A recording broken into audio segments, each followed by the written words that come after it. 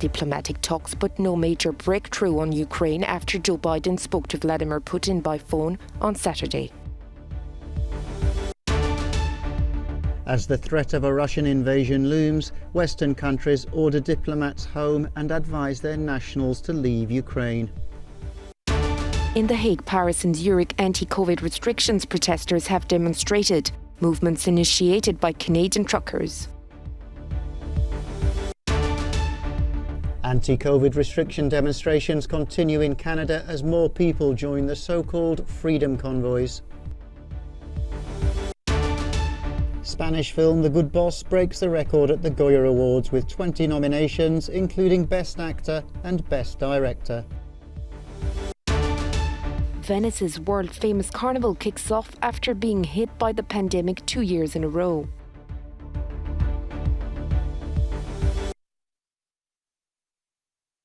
The conversation between Joe Biden and Vladimir Putin did not diminish the threats of a possible war in Europe, but both leaders agreed to continue diplomatic talks. During his call on Saturday, US President warned his Russian counterpart of severe costs if he invaded Ukraine.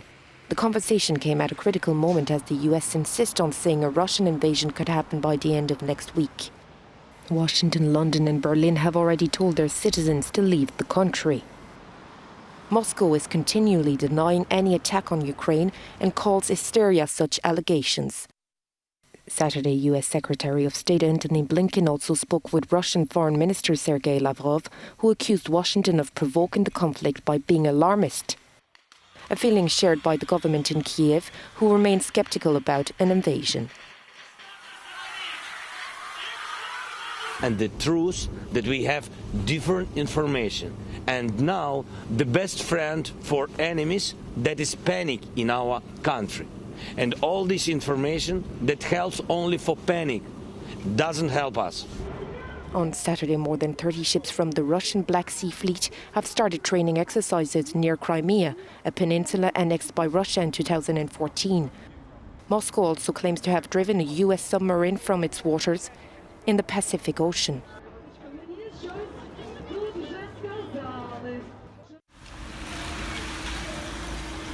Many Western countries, including the UK, are advising their diplomats and other nationals to leave Ukraine as soon as possible, despite the fact that Kiev is playing down the likelihood of a Russian invasion.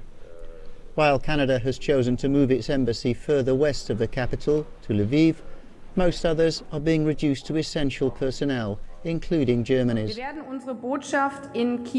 We'll keep our embassy open in Kiev, but we'll reduce the number of our diplomatic personnel, and that will also apply to our organisations working there.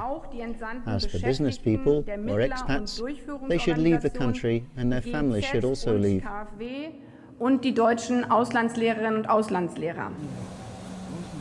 But at the airport in Kiev, the main entry and exit hub for Ukraine, not many foreigners seem to be following the instruction to leave as soon as possible. That despite the warning from Western governments that if Russia should invade, they will not launch emergency recovery operations for their nationals. Neighbouring countries have other concerns.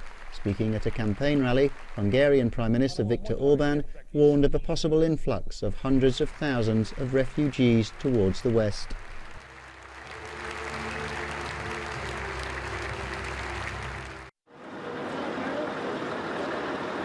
Inspired by the self-described Freedom Convoy in Canada, protests against COVID restrictions took place Saturday across Europe.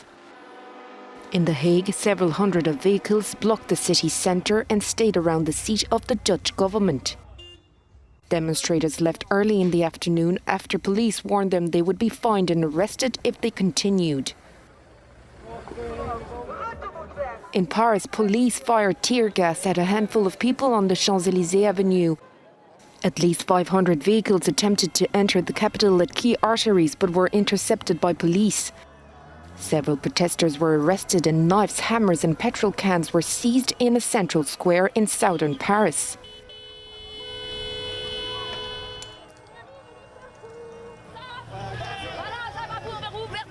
In the city of Zurich, an unauthorized demonstration led to clashes between militants and security forces.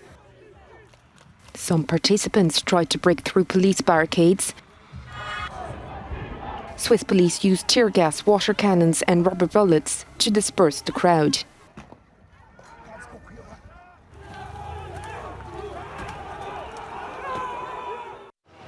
In Canada, demonstrations by protesters opposed to vaccine mandates and other COVID restrictions are still going on. On Saturday night, police persuaded many drivers in Windsor to remove their vehicles that had been blocking the Ambassador Bridge, a key border crossing to Detroit in the US. They left peacefully, but since then more protesters have arrived and on Sunday morning were still blocking access from the Canadian side. The so-called Freedom Convoys started around a week ago. In the nation's capital, Ottawa, protests were also continuing, with thousands of people taking part as they have on past weekends. The demonstrators gathered at Parliament Hill and a line of trucks continue to block the main road in front of the country's Capitol building. Anti-vaccine demonstrators have been encamped downtown since late January. In southern Alberta, travel to and from the United States has been suspended by Canadian authorities as protesters continue to limit access at the Coutts border crossing. It started on January 29th, but lanes have been intermittently open since then. And in the east, around 500 protesters gathered in downtown Toronto to show their support to the truckers and to protest the COVID-19 restrictions imposed by the Canadian government. There was also support in Montreal on Saturday from Freedom Convoy supporters, but they were met with a small number of counter-protesters objecting to the anti-vaccine demonstrators. Hundreds of protesters held a rally in the northern English city of Manchester to protest over the soaring cost of living. It came after last week's government announcement that up to 28 million households will get a €239 rebate on their energy bills, but that it will be a loan repayable over 5 years. Households are also facing rising inflation and tax hikes. 2 tons of equipment are being delivered to Madagascar from the neighbouring island of Reunion by the French armed forces in the southern Indian Ocean zone. A total of 87 tons of material is meant to be deployed by the French Red Cross to restore the homes of 125,000 people affected by the cyclone Vatsirai. According to Malagasy authorities, the storm has killed at least 120 people, mainly on the east coast. The Spanish Film Academy celebrated the 36 Goya Awards in Valencia on Saturday. El Buen Patrón, The Good Boss, became the ceremony's most nominated film ever, with 20, winning 6 of them, including Best Actor for Javier Bardem, who paid tribute to his wife, Penelope Cruz.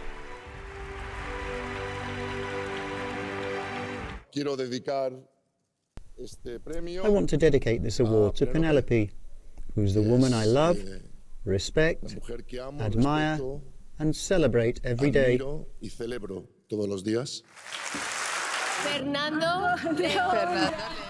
The film also scooped up the award for Best Director and Screenplay for Fernando León de Aranoa.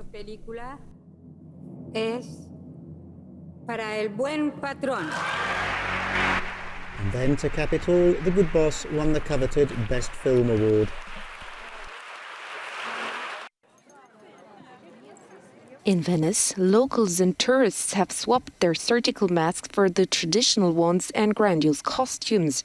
After 2 years of silence, participants can finally celebrate the return of the famous carnival and parade around St. Mark's Square. It's a little different because it's much quieter and we don't have so many festivities, but we will make our own parties and festivities, so it will be fun. For me, wearing this costume is a symbol of regrowth. By dressing up, I'm hoping to bring a bit of carnival to Venice, and I hope to see many special masks this time round. All is not back to normal, as some of the most awaited events, such as the Flight of the Angel and the costume competition, have been cancelled. On Friday, Italy revoked the obligation to wear masks outdoors, but the city of Venice still asks people to keep it in crowded areas. It's a bit difficult because there are so few people, but we're still alive and we want to show everybody that we're still here. And it's wonderful, it's beautiful here. Come to Venice, everyone, whether there's COVID or not. According to local media, around 80,000 people have arrived to mark the event, a number far from the usual 3 million. This year, the carnival will be running until March 1st.